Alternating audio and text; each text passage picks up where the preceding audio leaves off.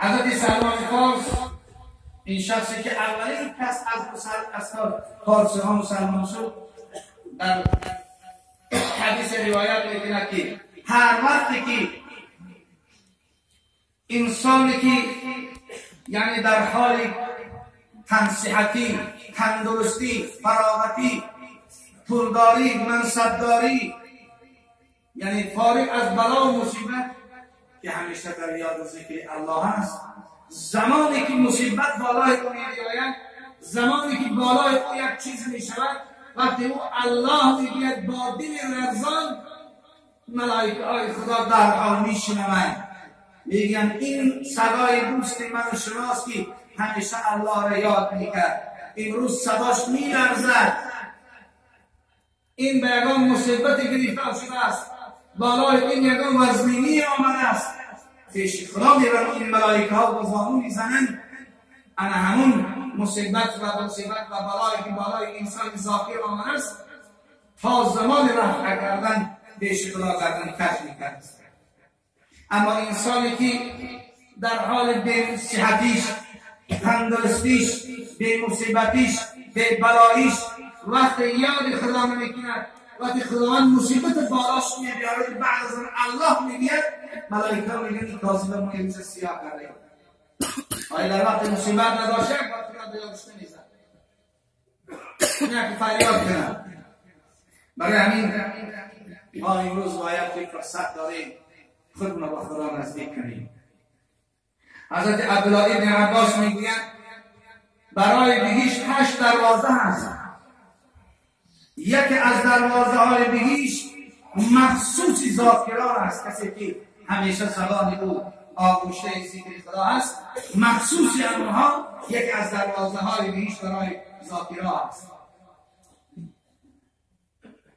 و عن ابي موسى قال النبي عليه السلام مثل الذي يذكر ربه والذي لا يذكر ربه مثل الحي والميت. یعنی حضرت ابو موسی اشعری فرمودند که کسی که امروز ذکر میکند به منزله انسان زنده است و کسی که امروز ذکر نمیکند به منزله یک انسان مرده در قبرستان خواب پوسیده است.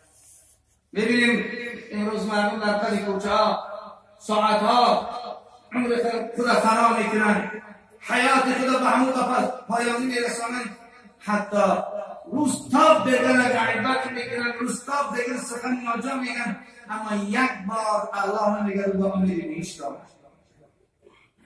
او بهشت صاحب دارد، او بهشت قیمت دارد، میوه او چه امروز در بازار یعنی از شفتالو را میخرید یا از سیب را میخرید، همون نعمت بهشت هم قیمت دارد، صاحب دارد، قیمت او ذکر است، تسبیح است. این است زندگی نتوان گفت حیاتی که من است، زنده آن است که با دوست وصال دارد. اون انسانی که یک بار یاد خدا نمیکنه خود حسابی خدا، او کسی زنده است که همیشه حالی باور کنید بالای یک پدر بیمار رفتار شخصا خودم مصور کلاسال بود، یک بار رفتیم که خبرش گیریم تسبیحا در دستش هم خیلی روشی پوشش هم اکثرش رفته بود، همون تسبیح قدیم ذکر میکرد. وقتی که گفته میشناسی گفت نه دیگر قدر نمیشناسی، نشناختم شما باید بچه از بخانه این آدمان که خوب گفته. بعد یک چند روز بعد رفتیم وی سفیدی از 80 بالا 90 هم بود، رفتیم که آوازا شدیم بسیار حالش مشترزمین است، رفتیم که سورخانی رفتیم که قهامان دیگه از یاد گوش مانده است، نگاه کردیم تسبیحکش بالای سرش رو انمی چلیکتاش کردیم، همین ذکر فیصال است، هیچ چیز را نمیشناسد. باور کنید به هر حرفی کند عادت زبانه، به وقت مرد آید بر دهانه. یک داملا حکایت کرد که بالای یک بیمار رفتم خشتوار بود، که وقتی که بالایش رفته که او را یاسینش بخوانیم، من یاسین میخواندم، او با زبان روسی اینه یا فیلان میگفت، والله گفت با همین طرز جانش برآمد، با همین مواد جانش برآمد. نور نگه با هر حرفی کند عادت زبانش به وقتی محبود زندگیش همین دفعه میگو بیامد سری بچه‌ش هم همین گفت میگو، سری همسایه‌ها هم همین گفت میگو، سری هر کسی که همین گفت میگو، دیگر در حالت سکرات من همین اومدن دهنش. وقتی که در این دنیا سبحان الله و الحمدلله گفتی در حالت سکرات ما هم انشاءالله که کلمه زیبای توحید از زبان جاریه.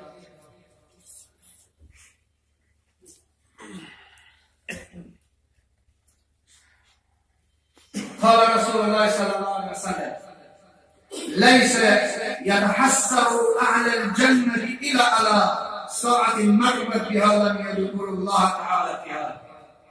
حتی اهل بهشت اونهایی که همه سختی‌های قیامت پشت سر کردن که به بهشت رسیدن همونها هم یک حسرت دارند. حسرتشان چیست؟ حسرتشان نیست که به دنیا بیایند، حسرتشان همین است بر همون ساعت‌هایی که در دنیا گذشتن که به یاد خدا بود. همون ساعت‌ها چون وقتی انسان رو در روز قیامت وقتی که میشه در پیشگاه خدا در پیش سه نمود صندوق حاضر میشه، یکی از صندوق‌ها عملهای صالح او هستند، یعنی چی کاری خوب کرده بود، چی عبادت کرد، خیر و احسان کرد، کمک و دستگیری کرد، مسجد بنیاد کرد، آب برآورد، احترام پدر و مادرش به جا آورد، همین ها هستند. همسایه‌هاش احترام کرد، اکا و دادرش کتی مناسبتی خوب داشت، اما خوشحال میشود وقتی صندوق دیوم میگشایند در بیجای گناه کرد، عرض بود، دوستی کرد، دروغ بود، پسند بود، حقی مردم بود، بینوازی کرد، به احترامی پدر و مادرش کرد، به احترامی برادراش کرد، به احترامی نسبت به همسایه‌هاش کرد، دیگر حسرت می‌کرد چرا این کار رو نکرد. اما چشمش را سیم صندوق است چی باشد؟ وقتی که سیم صندوق هم بکشایند ملائکه ها او خالی است. انسان در همین جا ناامیدتر می‌شود. از این ناامیدیش دیگر نیست، چون نه گناه است نه ثواب. این همون ساعتی است که نه گناه کرده است نه یاد الله بود، ساعت‌های خالی. شاید انسان ناامید می‌شود است. برای این کوشش کنید که ساعت‌ها فهمش در عبادت خدا باشه. و ان معاویه ان رسول الله صلی الله علیه و خرج على حلق من اصحابه فقال ما اجلسكم. پیغمبر خدا صلی الله علیه و آله یک حلقه گذاشت صحابه‌های بزرگوارش استادگی بودن، یک جلسه داشتن. قالوا جلسنا نذكر الله و نحمده على ما هدانا للاسلام و من به علینا. حضرت گفتن صحابه‌اش که پیغمبر خدا ما در اینجا جمع شدیم ذکر خدا میگیم، یگان مسئله میگیم، یگان حدیثی از طرف تشار داریم یا یگان آیت است در حلقه ذکر بود. این روز نگاهی جلسه داشتیم، اما خطیبای ناحیه سونا یک میشه مسجدی باربر میگم پیش سید تشتگی بعد از نماز عصر ما خطیبا شدگی ما رئیس میگم شدگی است، اما یک مسافر آمد یا قطار ماشیش یک برادر ماشی گفت چی داره جلسه داره پراجم که پدر بسیار به ادب ما خیال کردم این حلقه ذکر است. ببینید مردم عاشق ذکرند، عاشق حلقه موعظه‌اند، عاشق حلقه امر سخنهای خدا و پیغمبر خدا هستند و بعدوانه کسرت. در اینجا هم صحابه پیغمبر خدا گفتند ما در اینجا حلقه ذکر داریم، ما شکرانه میکنیم خدا ما را مسلمان کرد، ما از این نعمت خدا داده شکر داریم. حضرت بودن قال اللهم جلسنا الى ذلك، گفت همین بفقط برای همین ششتگیه. قالوا ما اجلسنا الى ذلك، همین برای همین است دیگر چی نیستیم. پیغمبر خدا گفت من الان جبرائیل امین آتان جبرائیل فاخبرنی ان الله یباغی بكم الملائکه، یعنی گفت من میدانستم از این چی من برای او تکرارا گفت که الان جبرائیل امین آمد ندا خداوند پیش همه این ملائکه ها از همین جمعیت شما رو فخر دارد. شما گمان میکنید جوانایی که امروز همه کار دنیا را ترک کرده برای گوش کردن موعظه اومده همچه بیهوده است. امروز تمام ملائکه های آسمان در تماشای شما، در ثنای شما، در مدح شما، الله بالای شما فخر میکند. شوخی نیست این چیزا. ولی بعضی ها میشینن با فنتی کن نگه احتمالی من جواب شمیل رفته ایسا نگه کرد. و ان رسول الله قال ما من قوم اجتمع يذكر الله لا يريدون بذلك الا ناداهم مناد من السماء ان قوموا مغفور لكم قد بدلت سيئاتكم حسنات.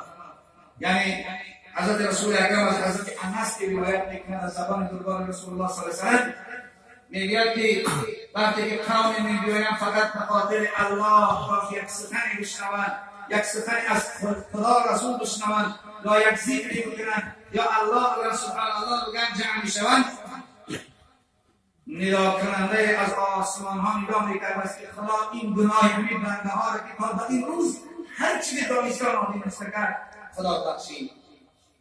خدا بخشید. انشاءالله میرسیم جلسه هایی که ما داریم بعد از آن همون زمانی بلند میشیم به خانه ها میریم که خدا همه گناه ها میبخشید. چون آیه قرآن فاولئک یبدل الله سیئاتهم حسنات و کان الله غفورا رحیما. خداوند انسانی که توبه میکند امروز گناه را کرد و به مسجد آمد در حلقه ذکر شجاع کرد، انشاءالله خداوند گناههای او را تبدیل به نیکی میکند. حضرت مولوی امین آیت را نقل می‌آورد. چنین نقلی درست است از پیامبر که حق گوید به بنده روز محشر که ای بنده بیا و نامه برخوان که تا چی کرده ای در عمر فراوان. خداوند نامه اعمال می‌دهد. تو بیا تو چیکار کردی؟ برای که من عمر فراوان دادم، زندگی خوب دادم، چشم عقل دادم، در پیش مسجدها بودم، مدرسه‌ها بودم، چیکار کردی؟ نامه بخوان. چون در نامه نبینم جز سیاهی، زبان بگشای رکوی الهی، به دوزخ میروی زینبار عصیان. وقتی که نامه رو ببینه همه سیاه گناه میگه خدایا این چیز رسوایی است. حقش گوید که ای بنده پشت نامه برخواه. خداوند میگه که پشت یکم چی آید او کردار تو بود. چو پشت این نامه برخواند به یک بار چنین یابد نوشته آخری کار. بدی را چون پشیمان گشته باشد حقش ده نیکی بینیسته باشد. هر انسانی که از روی جهل نادانی، از روی جوانمردی نادانی یک گناه کرد و امروز فهمید و پشیمان شد، خدا میگه من همون گناه او را به 10 نیکی مبدل میکنم. 10 ثواب.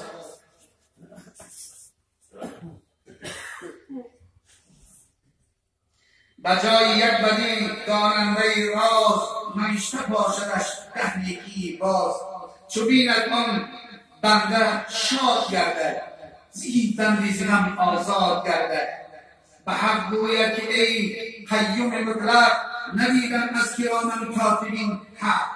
که من دارم کفی زین بیش، که من دارم گناه زین بیش بسیار، که نمیشن به من این دو هوشیار.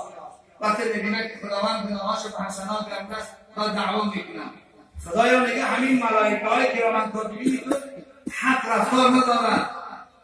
چون که من حالا گناهایی که داشت اون گناه هم نیستن به ایزیا خداوند که به حسنات پاوشو دادن.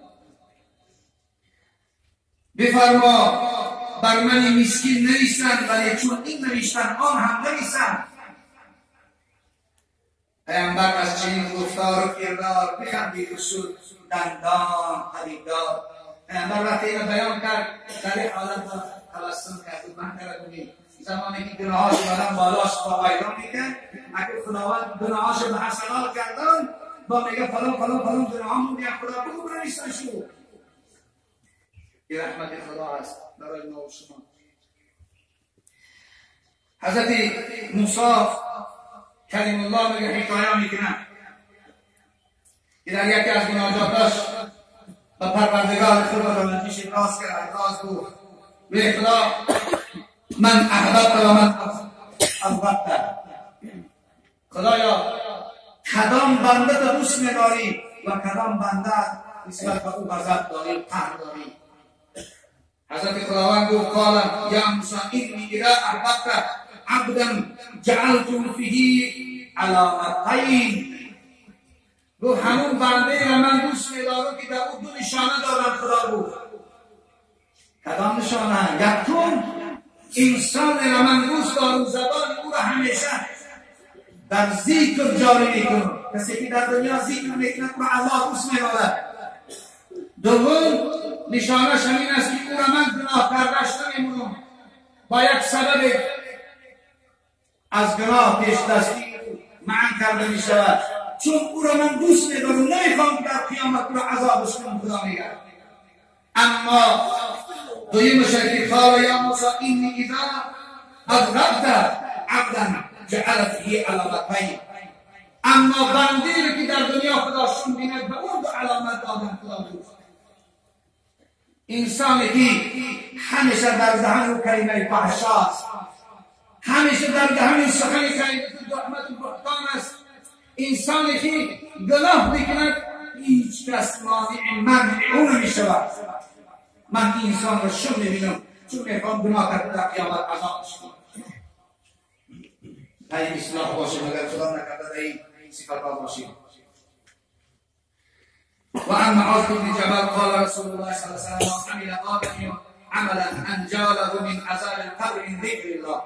برای انسان بزرگترین نجات در قبر، بزرگترین دستگیر، بزرگترین یعنی حمایتگر ما و شما در قبر همین ذکر است و حلقه ذکر یعنی موعظه ها. بخواهید که از عذاب قبر نجات بدونید که امروز از حدیث ها فهمیدیم، از آیه های قرآن عذاب قبر فهمیدیم. حضرت عثمان رضی الله تعالی را زیارت قبر میرفت، اون قدر گریه میکرد که ریش مبارکشان تر میشید، چون از قبر میترسیدند. حضرت عایشه صدیقه طاهره رضی الله تعالی عنها ام المؤمنین میگوید که حضرت پیامبر بعد از هر نماز از قبر پناه میبردند. اللهم اعوذ بک من عذاب القبر، اللهم اعوذ بک من عذاب القبر، اللهم اعوذ بک من عذاب القبر من عذاب النار و فتنة المحیا و الممات و فتنة المسیح الدجال. پیامبر دعا پنج وقت نماز بعد از دنبال میگفتند خدایا من از عذاب قبر به تو پناه میبرم. این عذاب قبر میخواهی که از خودت دور کنی، باید زبان در ذکر باشد، در حلقه ذکر باید همیشه خود حاضر کنی.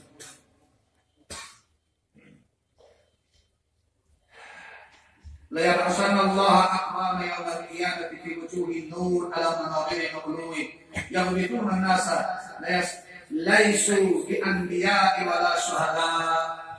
میگه پیامبر باید گروه در روز قیامت که یوم یقوم الروح والملائکه صفا لا یتکلمون الا، در اون روزی که هیچ انسان حتی ملائکه ها قبل اقشادن ندارند، در اون زمانی که زمین قیامت به مثل آهن سوخت شده است، تمام انسان ها هیچ سایگی نیست، در اونجا میسوزن به مثل گوشت بریان. در اونجا یک ایده از انسان ها در یعنی دیوانهای از لولو چیلایی آنباش کرده در پیش هزار محمود خوراکان و شاکی ها هیچ گونه اندور ندارن، چهره هاشون و مثل ماه شب 14 درخشان.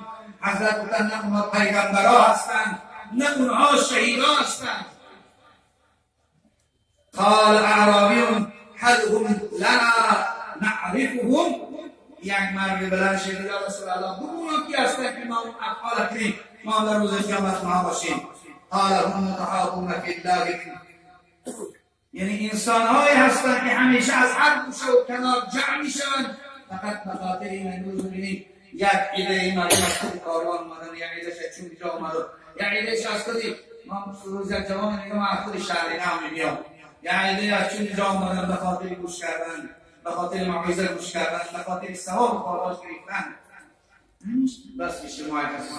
این تعریف شما است که در روز قیامت روحات و مثل ماه شب 14 در منبرهای از لولو یا قرد زبرجد یا ماش کردنی هیچ هم خطری در وجود در دل شما نیست و با چیز برحمتی الله صلی الله هستیم. شخصایی که در ذکر هستند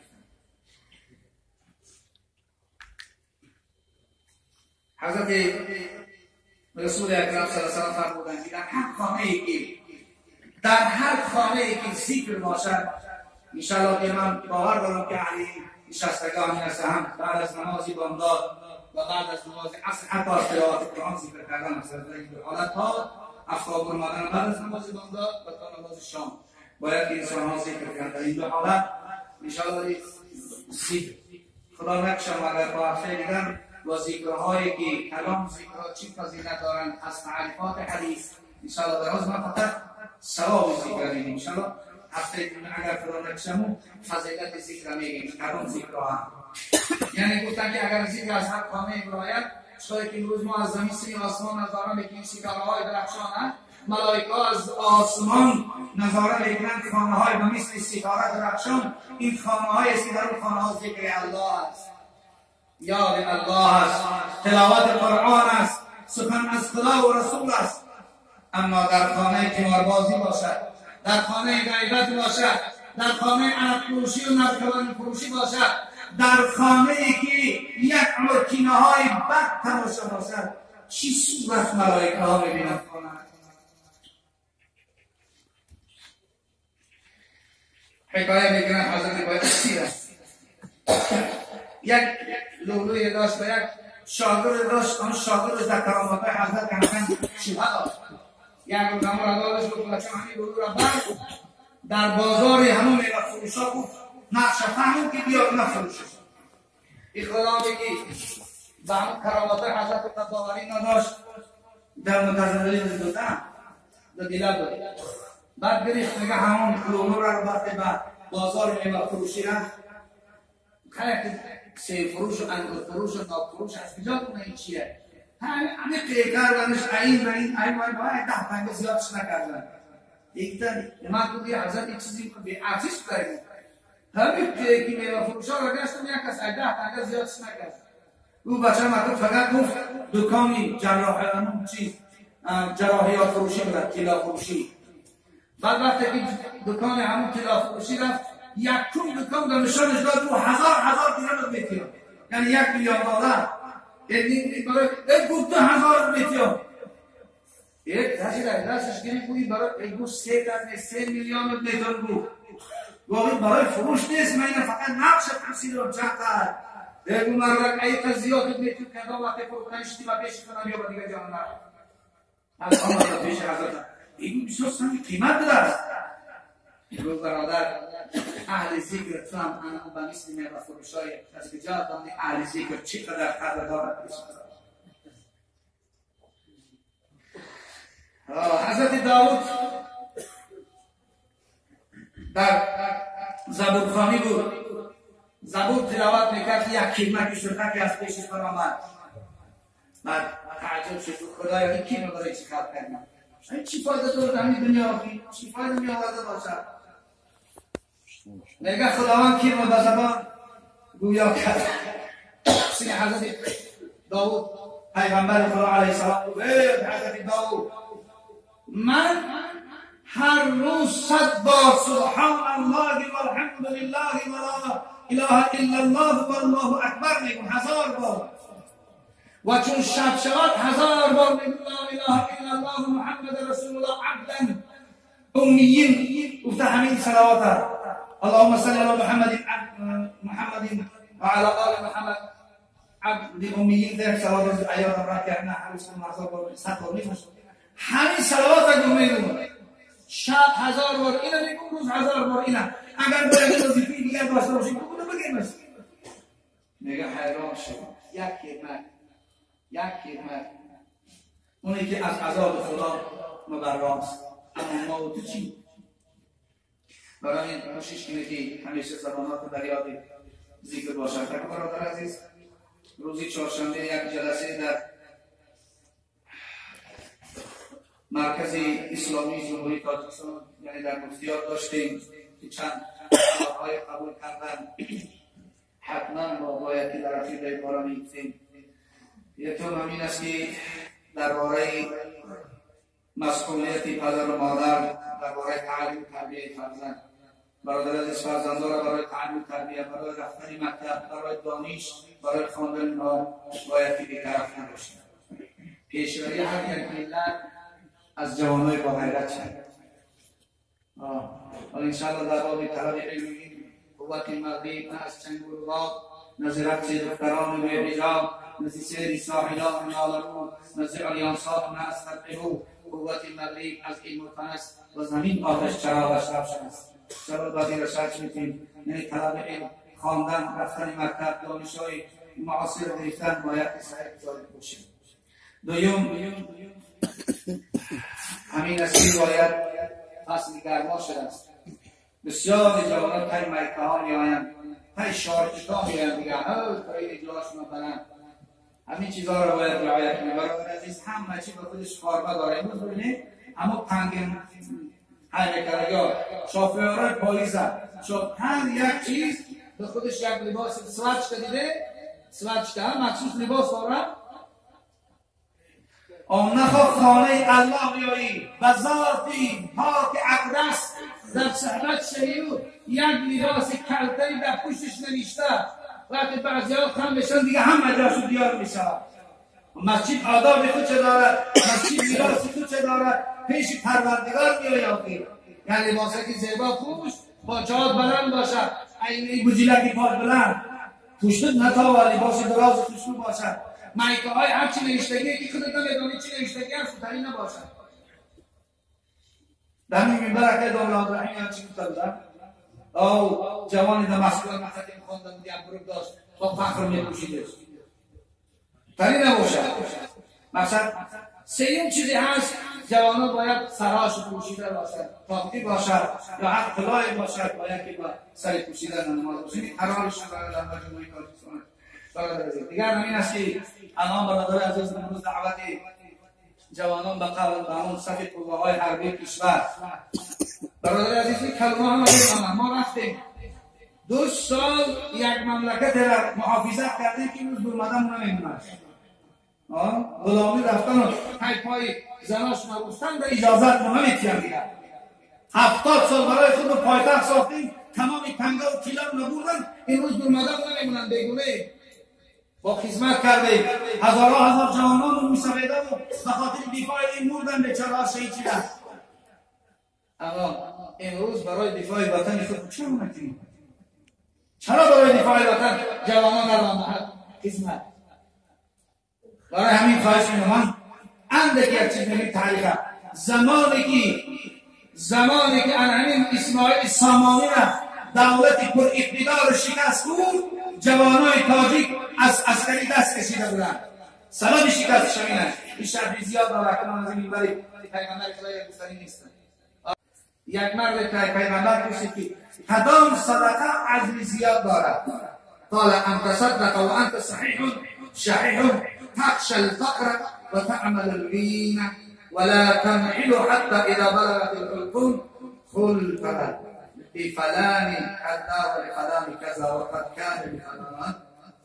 از گفتن که همون صدقه پیش خدا از همه عجل زیاد دارد که انسان در حالت صحتیش، تندرستیش، وظیفه‌داریش، در حالت فارغیش که هیچ درد و مصیبت ندارد، هیچ کمبودی ندارد، در این حالت صدقه میکنند، با اون مقدار صدقه میکنند که دیگه همین پول اگر من در همچه تیمه که کمبودن نشم پولی بسیاره یستون و بسون نیست آفیز او دلار $100 او خیلی میگه میگوشه که کمبودن نشم خیلی همینه. یا میگه اگر من همین $100,000 در تجارت رو شاید که تجارت رو پیش روم اما همین خیلی انسان صدقه کردن در همین خیلی موید این صدقه بزرگ بودن. نه و حالت اینه که حتی در گلود بیاد داد بینید پتکم و برای دار بیچارا تقسیم کنه که دیگه پلای کام نیست و پلا ببریم دیگه مردن که بچه ها میگه انشاءالله هیچ تر نمیتونیم خیلی میشه انشاءالله خوب کنید در کچه برای همین پیشکی کار کنه ببینید. مقصد ما همین است که بچه ها ما رو بعضی چیزا فهمیدن در بیرون یک سون سفید تنه کرده به زیارتش نبرید. خب پیشکی بعد انشاءالله دوام بتونیم خیرات کنم و در گاش کنم خیرای مجبوری کنم فلان دستگیر قیامت کنم. آبادی کاغذها را قرار چهارشنبه بگیم که ما چند دعا فرمیدن یک خواهرچه در شهر رسی هم با شوهرش هست اون جمعه گفتاره که میخواهد که در حق بخاطری هر زن دعا کنیم و زندگی خوب انشاءالله پروردگار دعا کنیم هستی که خدای خواهر صاحب فرزند صالح که ما زندگی خوب نصیب و خوشگردوننده الله اکبر.